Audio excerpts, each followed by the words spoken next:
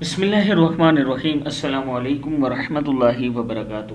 عابد راجہ channel کی طرف سے آج میں اپنے دوستوں کو بتاؤں گا کہ وہ کون سی 3 آیات ایسی ہیں جس کے بارے میں نبی اکرم صلی اللہ علیہ وسلم نے فرمایا کہ اگر ان کے ساتھ دعا کی جائے تو کبھی دعا رد نہیں ہوگی۔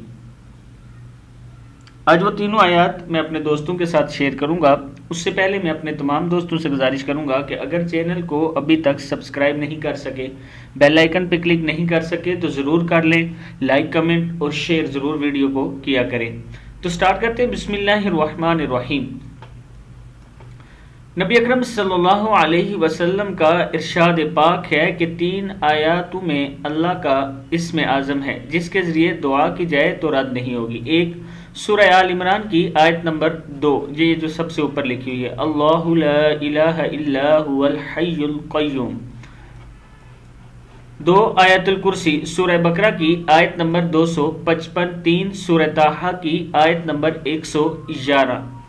مطلب ان تینوں آیات یا ان میں سے کسی ایک کے ساتھ بھی آپ اللہ تعالیٰ سے دعا کریں گے تو آپ کی دعا کبھی رد نہیں ہوگی۔ میں اپنے دوستوں سے گزارش کروں گا کہ ان آیات کو ضرور یاد کر لیں اور جب بھی اللہ کے سامنے ہاتھ اٹھائیں تو ان کو ضرور پڑھا کریں۔ اللہ تعالیٰ ہم سب کی دعا قبول کرنے والا ہے اور اللہ تعالیٰ ہم سب کو ہر قسم کی وبا اور بیماری سے بچانے والا ہے۔